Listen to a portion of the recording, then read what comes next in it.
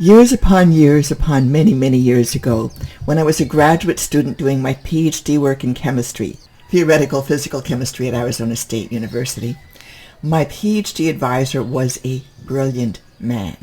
First day of class, we were all sitting in the classroom waiting for him to come in and get started.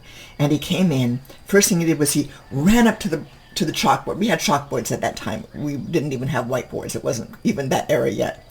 And he started writing down equations.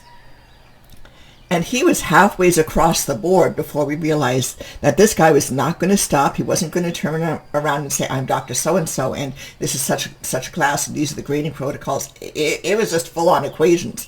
And we were racing to catch up, and we raced to catch up for the next semester, 2 semesters, 2 years. It was an ongoing race to keep up with the guy. Here's the thing.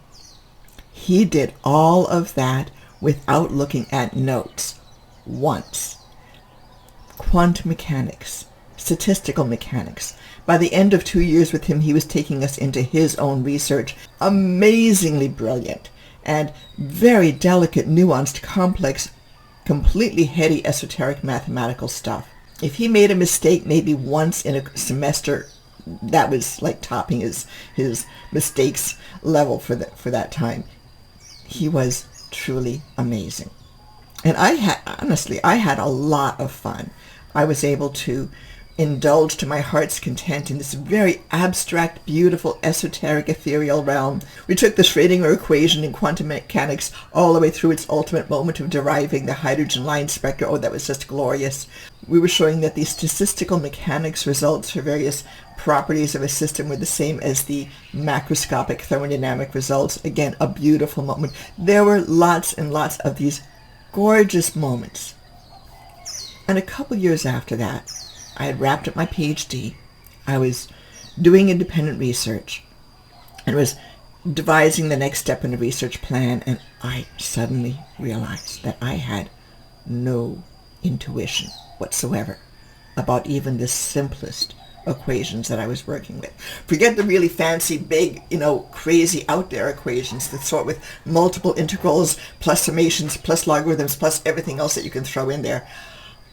I had no idea about even the simplest what the intuition was. Why were we doing this thing? What was it supposed to give us? What was the meaning behind the beautiful abstract math?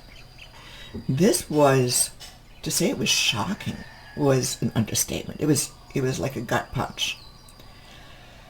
And so I started going for lunchtime walks, which sometimes got lengthy, and that annoyed the heck out of my employers at the time, but it was the only way. I would go for these rather long lunchtime walks and hold an equation in my mind, kind of like doing a Zen walking meditation, where instead of a koan, a Zen question such as, what is the sound of one hand clapping? It would be, what is the meaning of this thermodynamic equation? I would be mentally graphing it out and asking myself, why are we doing this, and how do these pieces fit together?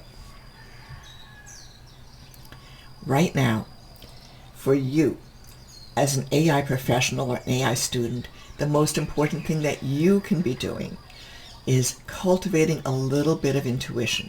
So here's where we are. Within the past year plus, say past 2 years, generative AI has become a theme in public awareness. Oh, it's been around for many years. And the emergence of generative AI methods above and beyond anything that was backpropagation or discriminative based, say, stochastic gradient descent of any sort. That was around the 2006-2012 era. Jeffrey Hinton, Sally Kushinoff, deep learning, you know the story. And since then, since that 2006 to 2012 timeframe, there's been significant work that has not only been foundational, but there's been very, very good tutorial information out there. And I describe some of that in other videos, and I will create a blog post and a content page and link to it. Ultimately, it's not ready yet. But there'll be resources. So there are definitely resources that you can access about generative AI. And then, of course, 2017 Transformers on top of that. And then all of a sudden, especially recently, people are getting blurry about what is generative AI. Is it a deep learning neural network? Is it a transformer? Is it both? Well, if so, what are the common core fundamentals? Does the same phrase relate to everything? If so, why? So there are big gotchas, huge gut-punchy gotchas if you're self-studying generative AI, and even if you're in a course in generative AI, because most faculty haven't quite figured it out yet. And a lot of faculty will be teaching in a rather cookbooky manner, and God help us all if they're just trying to teach us based on how to twiddle the knobs on various programs.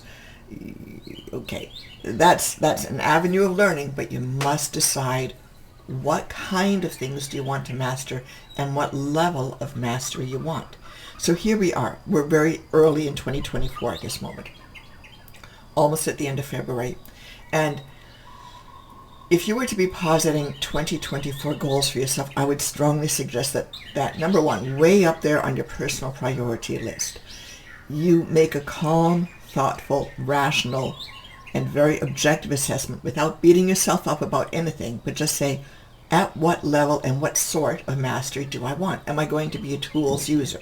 Is my goal in life and my professional aspiration simply to be current with tools? And right now you might be saying, I'm good with ChatGPT, and maybe I can do a vision transformer, and maybe I can do text to vision, and the list keeps going, and there'll be more and more successive iterations of tools. And do you want to be strictly a tools user, or do you want to have depth at some level? And if you're going to have depth at some level, then you kind of need to know how the fundamental building blocks plug together in puzzle piece manner that I was illustrating in the previous couple of vids. You want to understand some big things like how do transformers relate to the other forms of generative AI? What are the common core equations? How is it that when we read all the transformer tutorials and blogs and other literature, the original paper is so terse, but there are many, many excellent tutorials, YouTubes, etc. Not surprisingly, they don't mention those common core equations from basic, or I'm going to call it classic, generative AI. I know of one researcher who talks about statistical mechanics as foundational to transformers. Of course, I'll link to him. Beautiful work, multiple blog posts, gorgeous, gorgeous stuff. If he wasn't doing it, I'd have a very hard time figuring it out. Honestly, I'm having a moment in reading his work. It will take a long time. And it's the kind of thing that you go back to again and again. At least I go back to again and again and again with successively deeper levels of understanding and intuition each time, depending on how much I'm willing to work through the equations. For you, similarly, you need to identify how much do you really need to know, want to know, what's the level of depth that you can afford to pursue, and just be clear with yourself on it. Now, you can devise your own self-study program. Here at Themesis, we are committed to offering you resources. These YouTubes, they're resources. The blog posts are resources. If you go, and I've pointed this out in previous YouTubes, but if you go to our resources page, menu item on the Themesis website, click, and all sorts of tabs to different resources pop up. There are resources. You can definitely put together your own program. Another alternative is study with a group. We're offering round 2, the beta version. The previous one was the alpha. The beta version of what very naively I'd started off as the top 10 terms in statistical thermodynamics. Let's just call it top 10, or T3 for short. Top 10 terms. Very naively and superficially thought, okay, if I can just get people through a vocabulary, especially that statistical mechanics vocabulary, then they can pick up some of these classic papers, Kuchinoff and Hinton 2012 being a great example, and work their way through. Well, it turns out you need a lot more than the top 10 terms to get through even beyond that first paragraph in Kuchinoff and Hinton 2012. I mean, while building this short course, I did a whole 10-minute video on the first paragraph of that paper, and by no means have we penetrated to any depth. It's going to take multiple videos, multiple excursions into how are these different terminologies and these ideas from multiple disciplines coming into play. The first paragraph is by no means introductory. It's a summary of an entire field all at once. So we're working on putting together further and further enrichments on this course. And one option certainly is to take the course with us. We're going to start a new cohort, so to speak, at the beginning of March. Flash sale last 2 days of February. So let me just talk you through this for a moment in case you're thinking about doing this as an option. First of all, this is material that I'm not including in any of the classes that I'm teaching at Northwestern. It was just much smarter, saner, safer for you folks, especially because I wanted to make it accessible to people like you who might be coming in and you don't necessarily want to spend a whole year doing data science before you can get into the AI classes, and you don't necessarily want to have to come back in and do an AI specialization just to get access to one class.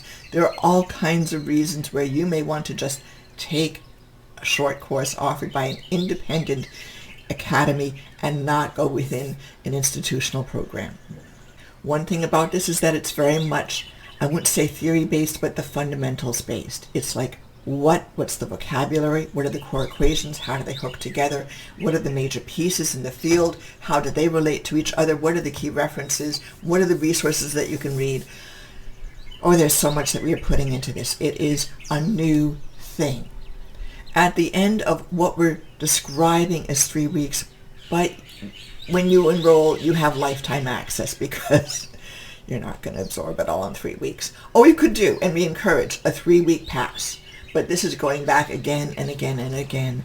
And we want to keep adding materials too, as we can find the time, the energy, the insight, and keep enriching this content because this is the foundation for your knowledge in AI.